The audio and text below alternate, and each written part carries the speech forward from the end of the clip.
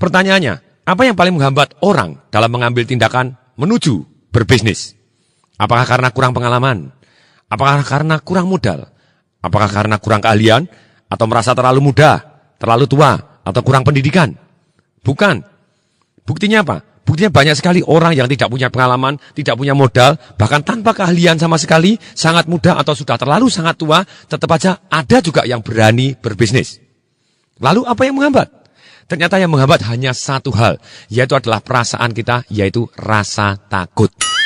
Misalnya, takut gagal, takut kehilangan uang, takut ditolak, takut diomongin orang, takut dianggap bodoh, bahkan takut sukses. Betul sekali, takut sukses. Ada orang merasa kalau nanti saya sukses, nanti akan ada tukang pajak yang ke tempat saya, ada orang yang akan mengemis kepada saya, ada orang minta sumbangan, ada yang merasa bahwa kalau sukses itu sama dengan egois, kaya itu sama dengan jahat. Karena mereka takut seperti itu, maka mereka jadi susah menjadi sukses dalam berbisnis atau mengambil tindakan dalam berbisnis. Nah sekarang, apa yang kita bisa lakukan untuk merubah rasa takut ini menjadi berani dalam waktu 3 menit atau kurang? Ada banyak cara untuk merubah kita dari takut menjadi berani. Dalam kesempatan ini saya ajarkan beberapa cara. Satu, cara yang tercepat adalah mempengaruhi bawah sadar kita. Yaitu dengan cara bagaimana kita merubah gerak, fokus, dan suara tanpa sadar pola ketakutan di dalam diri kita atau di dalam otak kita atau di dalam perasaan kita mendadak jadi hilang. Seketika kita bisa menjadi berani. Mari kita bahas bagaimana merubah gerak akan mempengaruhi bawah sadar kita, mendadak kita bisa jadi berani. Otak seperti CD. Misalnya ada 12 lagu di dalam CD tadi. CD tadi kenapa ada 12 lagu dan kalau diputar lagunya cuma itu dan itu aja. 12 lagu ya cuma 12 lagu itu aja. Karena di dalam CD tadi ada polanya. Nah, bagaimana kita merusak pola ini tadi? Sama, manusia juga ada pola-polanya. Kalau kita sedang melihat ketinggian atau mau mulai berbisnis atau apapun, kita mempunyai pola untuk menjadi takut. Lagu yang sama akan berbunyi lagi. Bagaimana supaya lagu tadi berbeda? Mudah, CD-nya dikeluarkan, kemudian kita coret-coret pakai paku. Kakek. Mari kita putar. CD-nya suaranya bagaimana? Suaranya akan seketika berubah. Demikian juga rasa takut kita. Bagaimana kita bisa merusak pola ini tadi, sebenarnya seketika kita menjadi berani. Nah, kita bisa merusak polanya dengan gerak tadi. Kalau kita misalnya, seringkali pada seminar saya ajarkan kepada peserta seminar saya, bagaimana merubah rasa takut seketika menjadi berani. Yaitu dengan merubah gerak. Apa yang saya minta mereka lakukan? Pertama kali saya minta untuk merusak polanya terlebih dahulu. Merusak pola ada beberapa cara. Satu adalah dengan cara menggunakan, misalnya tindakan yang sangat dramatis, suara yang dramatis, dan fokus yang kita bayangkan sangat dramatis. Dari sisi gerakan misalnya, seringkali kalau ketika mereka lagi takut, entah takut hantu, takut mulai berbisnis, atau mulai berpikir sesuatu hal yang pola negatifnya yang sangat-sangat tidak sehat, di luar rasionalisasi kita dan kita tetap takut, seringkali saya minta tangan telunjuknya menuju ke atas, kemudian satu jari ke atas, kemudian saya minta mereka diputar. Jarinya diputar, semuanya diputar, ngoeng, jarinya diputar dengan suara begitu, kemudian saya minta masukkan ke hidung, kemudian tarik ke atas hidungnya, kemudian dengan suara Mickey Mouse kita ngomong, takut nih, takut berbisnis nih. Mendadak apa yang jadi dengan suara Mickey Mouse, dengan otaknya kita seperti itu, kita gerakannya seperti itu, langsung seketika otak kita malah jadi geli, bukannya takut malah jadi geli. Silakan dipraktekkan ketika Anda lagi takut, lagi malas, lagi ragu-ragu, Anda malas nih, tangan harus syaratnya, jarinya harus masuk ke dalam hidung, dalam-dalam gitu ya. Tapi jangan lupa setelah itu Anda bersihkan jari Anda sebelum menyentuh orang lain. Rusak polanya adalah sangat bermanfaat apabila kita kepingin berubah kita menjadi berani. Nah, setelah kita timpa dengan gerakan yang membuat kita jadi geli tadi, kita harus memompa diri kita menjadi berani dan menjadi semangat. Yaitu caranya gimana? Biasanya yang saya ajarkan adalah kita harus lunjak-lunjak, atau istilah saya adalah guncang bumi. Ketika kita lunjak-lunjak, apa yang terjadi? Ada perubahan fisik kita. Kalau Anda mau, Anda tidak perlu hanya lunjak-lunjak. Anda bisa melakukan sprint, atau Anda olahraga, Anda badminton, Anda push up, Anda set up. Yang satu gerakan-gerakan yang membuat kita mempunyai energi yang luar biasa. Nah, kalau kita lunjak-lunjak, kita akan menjadi sangat-sangat semangat. Salah satu contohnya, ilmu untuk merusak rasa takut sehingga seketika menjadi berani ini, atau perasaan yang negatif menjadi yang positif ini, bukan hanya di dalam sekedar berbisnis. Kita bisa praktekkan juga kepada anak kita. Misalnya, kalau anak kita lagi malas, lagi bangun tidur, malas belajar, atau malas disuruh les, atau malas suruh sekolah. Biasanya orang tua menggunakan apa? Dia hanya menggunakan kata-kata saja. Dia ngomong, kalau kamu malas nanti, kalau kamu jadi goblok gimana? Besok kalau kamu besar jadi pengemis bagaimana? Terjadilah sabdamu, begitu ya. Hati-hati terhadap kata-kata kita kepada anak kita atau kepada orang lain, karena itu bisa menjadi kenyataan. Apabila kalau itu anak kita dan percaya kepada kita, dia bisa terpengaruh bawah sadarnya. Nah, caranya bagaimana? Biasanya kalau yang saya lakukan, saya rusak polanya terlebih dahulu. Pada waktu dia lagi malas, saya peluk dia, kemudian lagi saya langsung angkat dari ranjang. Oke, mari kita ngolet, lalu sentuh atap di atas, kemudian saya gendong ke atas, dia menyentuh atapnya ke atas, kemudian saya balikkan ke bawah. Oke, sekarang sentuh lantai, kemudian saya taruh di atas ranjang, kemudian saya ajak lunjak, guncang humik, go. 30 sampai 50 kali, saya lihat dia sudah mulai panas dan saya sudah go. Dan ketika suaranya juga sudah berubah, kemudian saya minta tepuk dada, say yes, tepuk lagi, say yes. Saya berikan cos, dan keras, lebih keras lagi, yes. Les, oke. Langsung mendadak dia berangkat les gitu ya. Ada yang menarik dalam hal ini. Ketika kita rubah geraknya, setiap gerakan mempengaruhi energi kita. Begitu kita bergerak, ternyata hormon-hormon kita bereaksi, ada reaksi kimia yang berubah di dalam tubuh kita. Kalau Anda lonjak-lonjak, tubuh kita menjadi lebih hangat, kita menjadi lebih berani. Dan gerak ini salah satu contohnya. Kalau orang takut, mari kita buktikan. Mari, para pendengar semua. Kalau orang takut, orang sedih, orang depresi, orang kecewa, orang takut. Kira-kira dagunya ke atas atau ke bawah? Ke bawah, pertanyaan yang bodoh. Kemudian matanya cerah atau suram? Suram. Bibirnya tersenyum atau merengut? Merengut. Dadanya dibuka atau ditutup? Ditutup. Tangannya di luar atau di dalam? Pasti di dalam. Napasnya panjang-panjang atau pendek-pendek? Pendek-pendek. Bahkan saking pendeknya, orang tadi lupa bernafas. Orang kalau takut dia dagunya ke bawah. Kenapa kok semua jawabannya sama? Karena kita semua pribadi sering melakukan hal ini. Sekarang saya tanya, kalau saya taruh orang di balik layar dan kemudian orang tadi baru saja menang lotre 10 miliar. Saya sangat gembira. Saya mau tanya kira-kira dagunya ke bawah atau ke atas? Ke atas. Kemudian matanya suram atau cerah? Cerah. Bibirnya merengut atau tersenyum? Tersenyum. Dadanya tutup atau buka? Sudah pasti dadanya akan besar dan buka. Kemudian tangannya di dalam atau di luar? Sudah pasti di luar, dibuka seperti itu. Dan napasnya pendek-pendek atau panjang-panjang? Dia akan ngomong panjang-panjang dan napasnya panjang-panjang dan ngomong yes, mantap sekali. Nah, kenapa? Hal ini Bapak Ibu semua tahu. Karena semua sering melakukan juga. Nah, orang percaya diri dengan orang tidak percaya diri bisa jadi selisihnya sangat-sangat sedikit. Bisa jadi selisihnya hanya cuma 2 mili. Mari kita coba tes. Mari kita semua berdiri. Coba berdiri. Kecuali yang Anda yang lagi nyetir, Anda boleh duduk saja. Tapi yang bisa berdiri, silakan berdiri. Semua coba berdiri. Berdiri dengan sangat-sangat tegak. Anda lunjak-lunjak sebentar. Anda lunjak-lunjak sebentar. Oke, lunjak-lunjak 10-20 kali. Oke, lunjak-lunjak sebentar. Kemudian setelah berdiri, setelah lunjak-lunjak, semua lakukan. Berdiri dengan tegak gitu ya. Kalau yang Anda baru nyetir, ya Anda duduk dengan tegak. Sangat-sangat tegak. Sekarang silakan tes. Anda duduk dengan sangat-sangat tegak. Begitu tegaknya. Sangat-sangat percaya diri. Seolah-olah Anda berdiri atau Anda duduk dalam kondisi tegak. Tegak 10 cm lebih tinggi lagi duduknya. Atau berdirinya 10 cm lebih tinggi. Tegak. Dagunya ke atas, tengadah dan penuh percaya diri. Busungkan dadanya. Anda boleh gunakan kata-kata yang membuat Anda jadi semangatnya. Atau yes. Atau apapun. Sehingga kita gunakan tegangan otot kita. Yang membuat kita jadi semangat. Dan kita berdiri tegak. Sangat-sangat percaya diri. Coba tes semua berdiri seperti ini. Sangat-sangat percaya diri. Oke, 10 cm lebih tinggi lagi. Lebih tinggi. Kemudian setelah sangat-sangat tinggi seperti ini, sangat percaya diri, coba turunkan 2 mili. Bes. Dada Anda turunkan 2 mili, bahu Anda turunkan 2 mili. Ada yang berbeda? Oke, mari kita ulangi lagi. Semua berdiri dengan tegak atau duduk sangat-sangat tegak, sangat-sangat percaya diri. Gunakan kekuatan otot Anda, gunakan suara Anda, napas Anda, yes. Gunakan cengkraman, wajah Anda tegak, berdiri semua, berdiri sangat-sangat tegak, 10 cm lebih tinggi, sangat tinggi, paling semangat, sangat kondisi sangat semangat. Coba, selesai dalam posisi seperti ini, semua tolong turunkan 2 mili. Anda duduknya merosot 2 mili, mendadak percaya diri kita hilang. Ada sesuatu hal yang berbeda, tidak sesemangat tadi. Oke, mari sekarang semua tegak lagi, sangat-sangat tegak, penting, sangat tegak, berdiri dengan tegak, atau duduk sangat tegak, sangat percaya diri, gunakan suara, sangat berdiri tegak, Coba, dalam posisi seperti ini, berdiri tegak seperti ini, Anda bisa merasakan perbedaannya, akan berbeda sekali. Nah, bisa jadi ketika kita takut, atau ketika kita loyo, atau kita mulai berbisnis kita takut, bisa jadi selisihnya cuma 2 mili.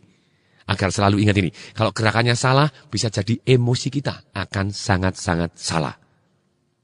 Satu contoh lagi, bagaimana merusak pola orang dari takut jadi berani. Secara bawah sadar. Nah ini tadi, kita gunakan apa? Misalnya ada pada waktu saya melakukan training untuk anak-anak umur 11 sampai 19 tahun. Bagaimana cara belajarnya, kemudian cara berbakti, cara leadership. Di dalam training tadi ada acara yaitu outbound training yang dimana di atas naik high beam, naik papan di atas, kemudian merayap jembatan Birma satu tali di atas, satu tali di bawah. Kemudian mereka harus jalan di atas ketinggian seperti itu. Banyak sekali anak-anak yang takut. Dan biasanya gimana kalau kita motivasi orang takut? Kamu harus berani, harus berani. Caranya? Nggak tahu. Rubah geraknya lebih dahulu. Rubah suaranya, rubah fokusnya. Saya kasih contoh. Apa yang saya lakukan ketika orangnya takut, dagunya menurun ke bawah. Dan, biasanya apa yang saya lakukan? Oke, berdiri tegak. Kalau dia tidak mau berdiri, saya putar terlebih dahulu orangnya. Saya pegang satu tangan, saya putar seperti orang dansa sekali, dua kali. Kemudian dia secara gerak agak beliut-beliut seperti itu. Kemudian saya pegang tangannya. Oke, mari kita loncat-loncat. Loncat-loncat, ikut om. Loncat-loncat. 1, 2, 3, 4, 5. Terus loncat-loncat, terus lebih tinggi. Setelah 30, 50 kali, kemudian dia badannya sudah mulai panas gitu ya. Saya suruh tarik mana. Say yes, yes. Saya tarik mana. Say yes, yes. Terus say yes, yes. Berikan cos, go, go. Langsung naik ke atas. Oke, katanya langsung ke atas. Ini yang menarik. Kalau kita rusak polanya, mendadak dia jadi emosinya juga berubah, mendadak bisa berani dalam waktu yang seketika. Nah, kemudian tadi sudah dibahas antara gerak dengan suara. Anda suara juga harus bilang, yes yang keras. Saya tahu persis, 80% dengan cara merubah gerak suara dan fokus ini, seketika berhasil menjadi berani. Kenapa ada 20% yang tetap takut? Karena gerakannya bukan gerakan yang semangat. Dan kemudian bisa jadi postur tubuhnya tetap postur tubuh orang yang ketakutan. Dan kemudian suaranya juga tidak cukup keras. Say yes! Yes! Say yes! Yes! Tidak bisa. Atau kalau dia tidak mau ngomong, itu tidak akan pernah berhasil. Begitu ya. Nah, apa yang kita lakukan kalau seperti itu? Saya akan ajak jalan jauh lagi. Dan kemudian saya akan ajarkan 2 cara lagi yang di bawah ini. Begitu ya. Tapi yang cara yang paling pertama adalah rubah gerak, fokus, dan suara kita. Suara harus sangat-sangat mantap. Yes! Bisa! Nah, kemudian bagaimana merubah fokus? Fokus itu apa sih? Fokus adalah istilahnya bayangan kita yang kita terus putar filmnya di otak kita. Kalau Anda lagi takut berbisnis, pasti ada sesuatu yang Anda bayangkan. Mungkin Anda bayangkan tadi, waduh nanti kalau bangkrut gimana, kalau ceritanya nanti dihina orang bagaimana, kalau gagal gimana, ada yang Anda bayangkan. Atau Anda bisa mempunyai bayangan, ada tetangga Anda atau saudara Anda yang bisnis dan gagal, atau teman Anda yang gagal bisnisnya, Anda bayangkan seperti mereka dan Anda sedih, waduh resiko seperti ini. Atau Anda tidak bisa membayangkan kenikmatan atau keberhasilan ketika kita sukses berbisnis. Nah, caranya bagaimana? Fokus kita itu seperti sutradara memainkan film.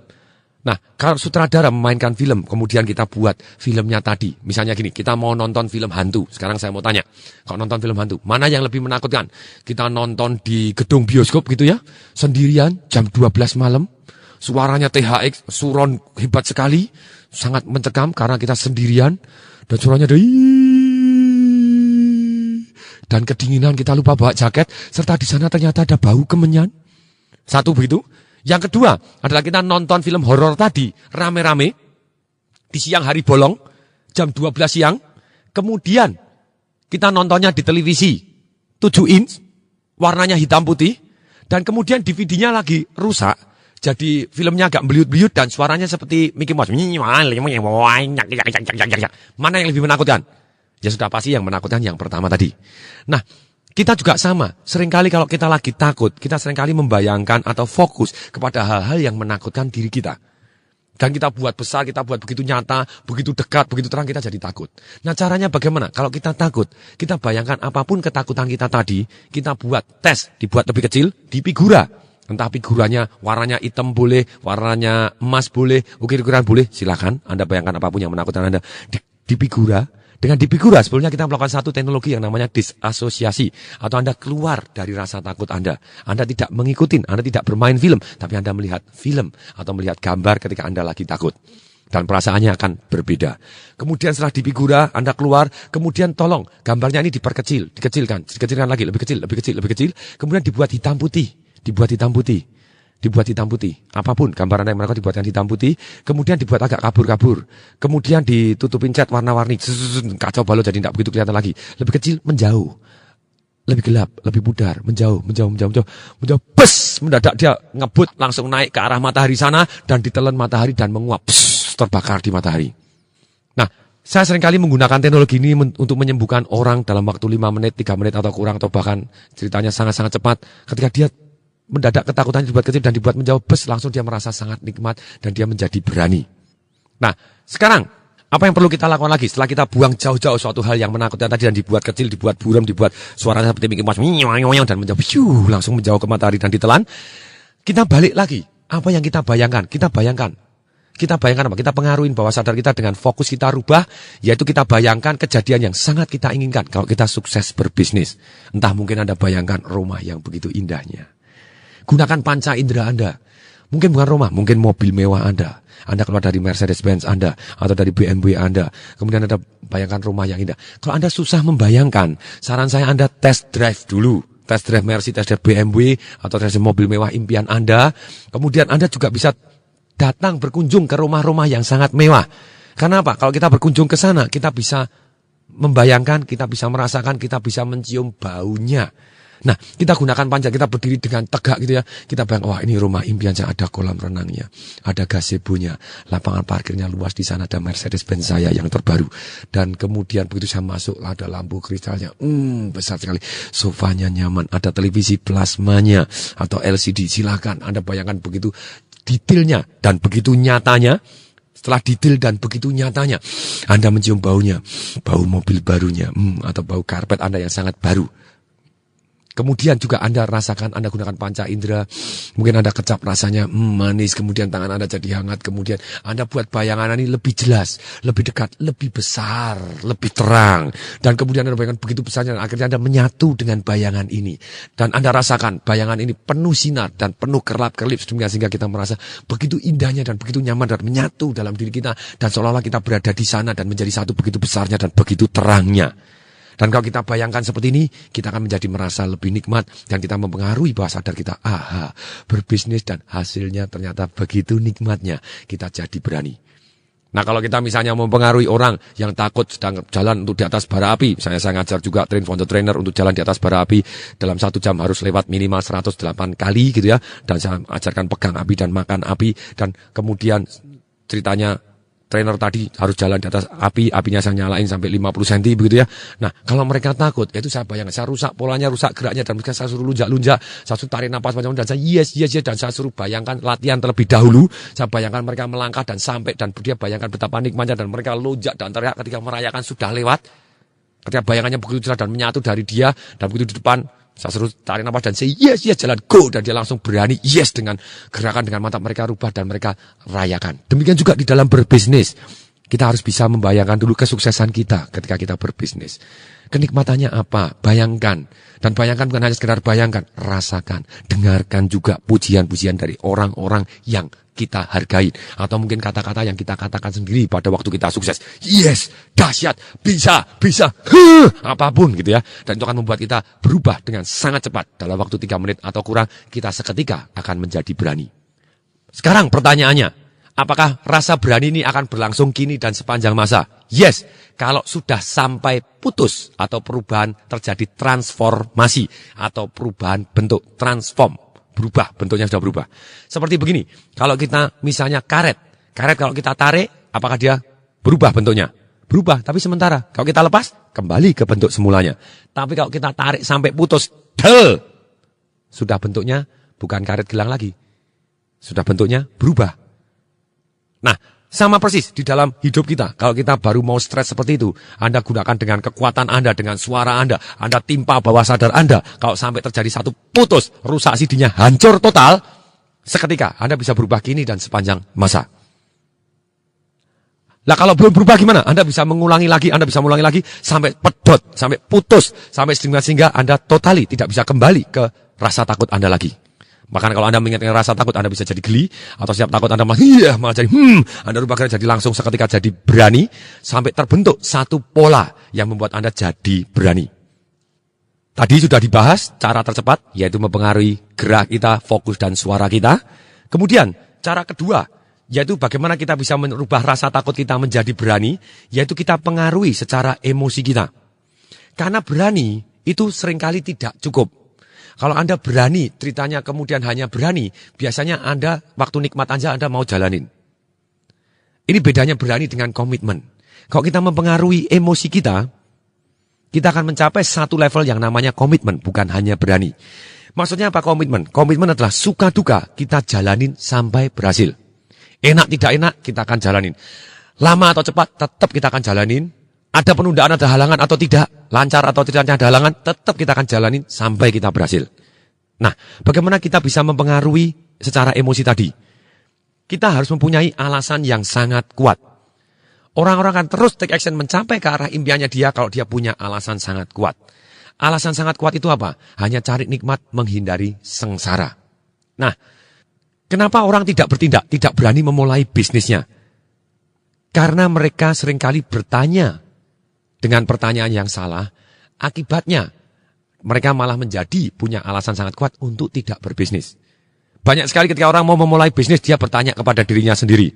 Wah, nanti kalau rugi gimana ya? Wah, ini uangnya kan sudah ngumpulin lama. Nanti kalau bangkrut gimana ya? Mungkin enggak ya nanti rugi? Ya, pertanyaannya ini tidak adil. Selalu mungkin rugi. Semua usaha di dunia apapun selalu mungkin terjadi rugi. McDonald pun yang sudah terbukti sistemnya seluruh dunia berhasil, selalu ada juga. Entah 1%, 2%, atau 3%, atau bahkan 5% yang ternyata tidak laku dan bahkan harus ditutup. Atau mungkin Anda tanya juga, wah nanti kalau partner saya curang gimana ya? Kalau karyawan saya nyuri gimana ya? Nah ketika Anda tanya seperti itu, Anda akan ceritanya takut untuk memulai bisnis. Atau mungkin Anda bisa jadi takut sukses dengan Anda tanya yang salah. Wah nanti kalau saya sukses, nanti partner saya terus kemudian secara tidak adil dia melakukan hostile takeover bagaimana ya? Nanti bisnisnya direbut semua sama dia kan saya tidak kebagian. Nah kalau Anda tanya seperti itu, apa yang jadi? Kita tahu persis, kita kaitkan kesengsaraan terhadap apapun yang kita lakukan. Siapa yang mau Anda take action? Pasti tidak akan berani take action untuk memulai bisnis. Nah kalau kita mau mempengaruhi emosi kita supaya kita menjadi berani, kita harus bertanya dengan cara yang tepat. Apa itu pertanyaan yang tepat? Satu, kita harus bertanya. Bukannya kita bertanya, ruginya apa kalau kita bertindak? Tapi dibalik. Ruginya apa kalau kita tidak bertindak sekarang? Saya ulangi sekali lagi. Tanya kepada diri sendiri, ruginya apa kalau saya tidak mulai berbisnis sekarang?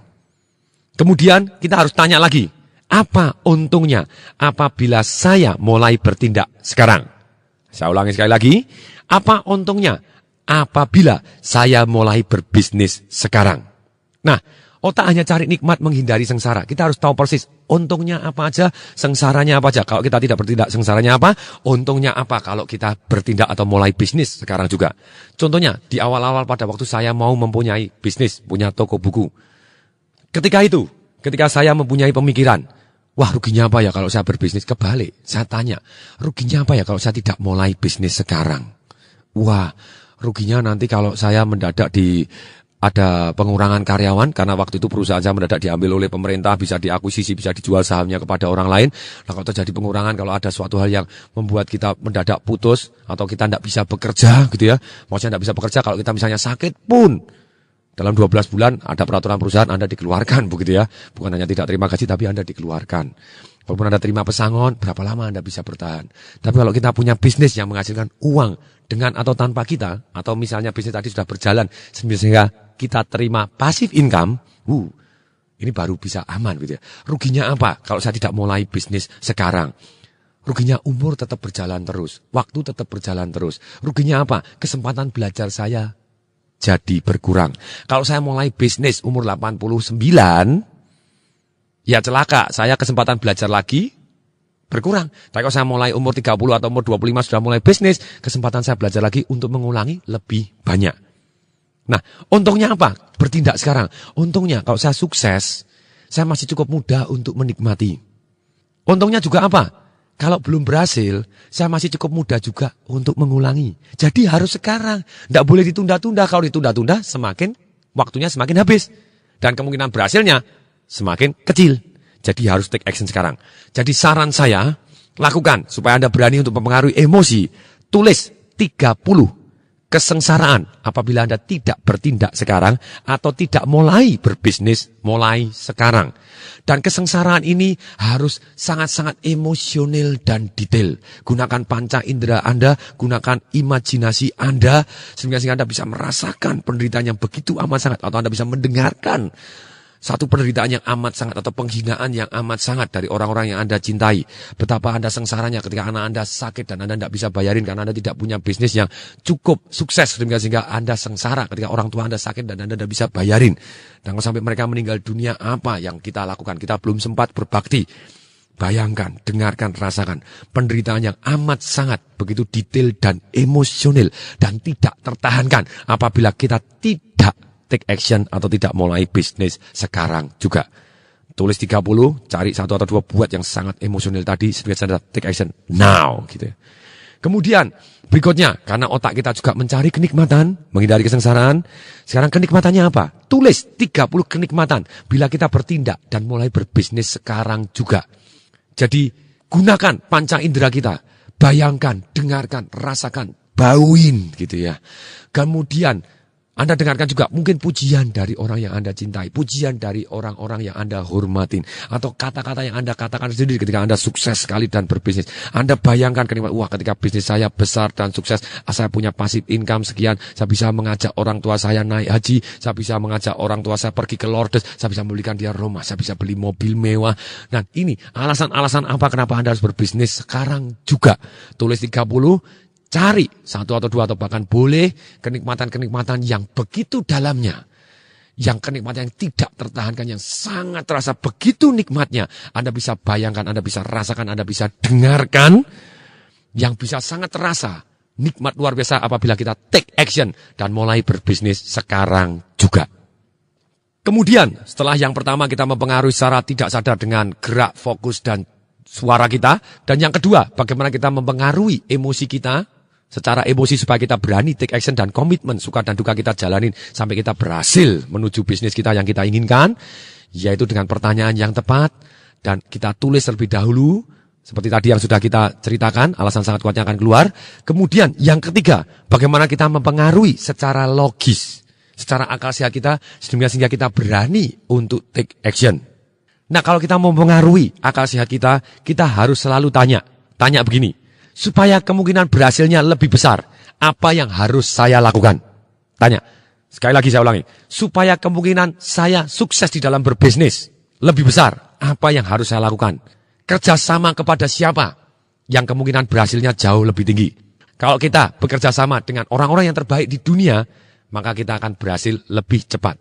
Kalau kita bisa kerjasama dengan orang-orang yang ceritanya mempunyai bisnis yang sudah sukses, kita akan kemungkinan berhasilnya jauh lebih tinggi. Dan kemudian kita tanya, kita harus belajar apa supaya kita bisa berhasil? Kebiasaan apa yang saya harus hilangkan? Kebiasaan apa yang harus saya punyai? Keterampilan apa yang harus saya pelajarin sekarang? Sikap apa yang harus saya miliki supaya orang bisa senang bekerja sama dengan saya? Kita tanya terus apapun. Apa yang mau saya korbankan supaya saya bisa berhasil? Dan dengan demikian kita menjadi tidak naif. Bukan yes berani, yes langsung take action dan langsung bangkrut. No. Tapi supaya akal sehat kita siap, apa yang harus saya siapkan? Siap tidak siap, kapan saya akan take action? Supaya lebih siap pada tanggal take action ini. Jadi nomor 1 secara akal sehat Anda tentukan dulu goalnya tanggal berapa Anda akan mulai bisnis. Pertama kali saya mau buka toko buku, saya tentukan goalnya. Ya, Januari saya akan buka toko buku, tanggal sekian saya akan buka toko buku. Nah, untuk buka toko buku saya harus kerjasama dengan siapa? Yang terbaik. Siapa yang terbaik? Orang yang sudah mempunyai toko buku dan sukses toko bukunya. Kemudian modal saya tidak punya. Siapa yang bisa membantu saya modal? Saudara saya ada nggak? Oh, ada juga. Kemudian orang lain ada nggak? Yang punya penerbitan kira-kira mau nggak punya toko buku? Yang ceritanya saya ajak kerjasama yang sudah punya toko buku, bisa urunan berapa? Saya punya uang berapa? Kemudian apalagi yang harus saya siapkan? Izinnya, tempatnya, saya harus sewa tempat di mana? Terus kemudian saya mulai cari. Kemudian apa yang kira-kira dana berapa yang akan dibutuhkan? Dan waktunya apa saja yang harus ditarik mundur. Dan kemudian setelah itu, setelah kita tentukan goalnya, supaya kemungkinan lebih berhasil, lebih tinggi, apalagi yang harus saya siapkan. Nah, kemudian setelah saya tanya seperti itu, keterampilan apa yang harus saya punyai? Supaya orang tadi mau kerjasama dengan saya, apa yang harus saya lakukan? Apa yang harus saya korbankan? Termasuk saya jawab, saya korbankan waktu saya. Sabtu Minggu, waktu itu saya di Malang, waktu saya mau buka toko buku saya di Jogja, begitu ya. Togamas di Jogja, apa yang saya lakukan? Saya dapat partner, Togamas Malang, kemudian saya dapat partner, Pak Amir Abadi Yusuf, gitu ya, Pak Haji Amir Abadi Yusuf, dan kemudian pemodalnya adalah kita keroyok bertiga rame-rame dan saya sendiri dari family juga urun modal dan kemudian kita mulai lagi dan kemudian dengan pertanyaan tadi apa yang saya korbankan termasuk waktu saya. Setiap Jumat saya dari Malang 7 jam pergi ke Jogja dengan anak dan istri saya dan kemudian cari lokasi di sana, kemudian ngontrol, membuatkan sistem marketing, sistem kontrolnya, juga sistem pembinaan SDM-nya. Kita rekrut karyawan, Jumat 7 jam, kemudian hari Minggu 7 jam lagi kembali ke Malang lagi untuk menjadi pimpinan di sebuah bank di sana. Setiap Jumat terus seperti itu selama 6 bulan berturut-turut, terus Sabtu Minggu selama terus. Apa yang jadi? Itu yang saya korbankan waktu libur saya, gitu ya. Jadi selalu apa yang kita korbankan, gitu ya. Bila kita masih menjadi seorang pegawai dan kita kepingin sekali memutuskan untuk berbisnis, ada 3 cara. Satu adalah cara bakar kapal. Maksudnya apa? Langsung kita putuskan keluar, selesai, tanpa persiapan apapun yang terjadi, pokoknya kita keluar, dan apapun bisnisnya apapun, pokoknya akan kita lakukan, dan pokoknya kita harus berhasil. Kita tidak peduli lagi, langsung kita ambil keputusan, keluar, selesai. Itu cara yang pertama. Cara yang kedua adalah, yaitu dengan cara injak 2 kapal. Maksudnya apa? Apabila kita mempunyai istri atau mempunyai saudara yang masih bisa kita percaya, kita jalankan, injak 2 kapal. Biarkan saudara atau istri kita atau suami kita berbisnis lebih dahulu dan kita tetap menjadi karyawan. Dan apabila bisnis tadi mulai berkembang dan bertambah besar, maka langsung kita putuskan keluar saat itu juga. Dari sementara, injak 2 kapal terlebih dahulu. Kemudian, cara yang ketiga, kita juga bisa kalau kita mau langsung fokus ceritanya keluar, kita masih takut, kita bisa dengan cara yaitu cuti tanpa digaji. Silakan cuti minimal 1 bulan. Kau bisa cuti 6 bulan, apapun alasannya. Dan pada waktu cuti 6 bulan, lakukan yang Anda suka. Setelah itu, ketika kita yakin, baru kita genjot keluar. Dari sisi keuangan, apa yang terjadi? Entah kita mau pakai cara satu, bakar kapal, atau cara yang kedua, injak 2 kapal, atau cara yang ketiga, kita ceritanya mau langsung cuti dulu, 6 bulan, dan kemudian melakukan apa yang kita suka. Saran saya secara keuangan, kita minimal punya tabungan yang cukup untuk membiayai biaya hidup kita selama minimal 1 tahun. Kalau saya pribadi ketika saya keluar dari karyawan menjadi pemilik usaha dan mulai bisnis sendiri, saya minimal pada waktu itu saya mempunyai tabungan untuk 3 tahun. Jadi apapun kalau misalnya bisnis saya tidak jalan, saya masih bisa hidup selama 3 tahun tanpa harus membutuhkan income lagi. Dan apabila kita menjadi seorang karyawan, dan kita kepingin tetap menjadi karyawan, dan hanya bisnis tadi adalah sumber income tambahan kita. Saya punya teman-teman yang sangat-sangat sukses, karena seorang karyawan tidak harus keluar untuk punya bisnis. Saya punya teman yang menjadi presiden director dari sebuah perusahaan leasing yang sangat-sangat besar di Indonesia. Dia juga bisa melakukan, tetap menjadi karyawan dan mempunyai sekian banyak usaha. Caranya bagaimana? Dia beli franchise. Franchise yang sudah jalan terbukti. Dia sudah terbukti sekian tahun, misalnya ada franchise yang sudah terbukti sekian tahun dan kemudian sukses, dia beli franchise-nya. 1 sukses tambah lagi, dia sampai hari ini sudah punya 11 franchise yang satu jenis untuk supermarket kecil seperti tadi. Kemudian untuk film, dia juga ada, untuk fotografi dan dia punya franchise-nya juga. Dia punya sekian puluh perusahaan. Walaupun dia jadi karyawan, dia tetap terima gaji dan dia fokus kepada perusahaannya karena dia beli franchise tadi dan dia tetap bisa mulai usaha dan akhirnya dia punya usaha yang apapun yang terjadi akan tetap mengalirkan uang. Apabila usahanya bagus, dia tetap dapat uang, tidak peduli dia dipecat ataupun tidak di dalam pekerjaannya. Kembali lagi, kalau Anda mau beli franchise, selalu ingat, saran saya, franchise itu alangkah baiknya sudah bertahan minimal 4 tahun terlebih dahulu dari usaha yang pertamanya. Ada orang yang buka franchise langsung buka jebret. Apa yang terjadi? 1 tahun pertama kelihatannya sukses luar biasa karena trennya banyak orang ikut mencoba. Tahun berikutnya mati. Sekali lagi statistik mengatakan bahwa 80% usaha itu mati di tahun pertama. Sisanya yang 20% yang hidup tadi, 80% dari 20% tadi mati lagi di 4 tahun berikutnya. Jadi perusahaan yang bertahan 5 tahun itu hanya 4%. Itu statistik dari bukunya Michael A. Gerber, The Entrepreneur Mythos. Jadi kalau kita mau memilih franchise, kalau franchise tadi sudah bertahan atau usaha pertama sudah berjalan lebih dari 4 tahun, itulah adalah yang terbaik. Supaya kita lebih mantap lagi secara akal sehat, selalu ingat kata-kata ini. Tidak ada kata gagal, yang ada hanya sukses atau belajar. Sukses story atau learning story. Kalau banyak sekali orang yang tidak mau take action karena dia takut gagal, sebetulnya dia sudah gagal 100%. Orang takut berbisnis karena dia takut gagal berbisnis, dan dia selama seumur hidupnya tidak pernah berbisnis, berarti dia adalah gagal total dalam berbisnis. Buktinya apa? Dia tidak pernah berbisnis sama sekali, hasilnya 0. Dan selalu ingat juga kata-kata dari Andrew Carnegie. Andrew Carnegie adalah orang yang paling kaya nomor 2 sepanjang sejarah di dunia. Bill Gates adalah nomor 3. Nomor 1-nya adalah Paul Getty. Andrew Carnegie mengatakan bahwa apabila kita sudah umur 35 tahun dan tidak pernah mengalami kegagalan yang besar, sebetulnya kita sudah menyia-nyiakan waktu hidup kita. Karena berarti kita tidak take risk cukup besar di dalam hidup ini. Dan percaya tidak, di semua orang yang kaya dan sukses berbisnis, karena mereka sudah mengalami jatuh bangunnya. Mereka sudah mengalami ruginya dan mereka sudah mengalami untungnya. Tapi selalu mereka bangkit satu kali lebih banyak dibanding jatuhnya. Maka mereka akan jadi sukses. Dan kalau kita mulai dari sekarang, apa yang jadi? Kita belajar jauh lebih cepat daripada orang yang memulai umur 89. Jadi doa saya, semoga Anda take action setelah mendengarkan cerita saya ini. Dan kalau kita mau lebih berhasil secara akal sehat, pelajarin 3 hal ini.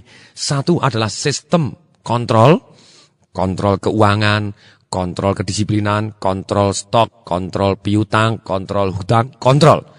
Kemudian yang kedua adalah sistem marketing.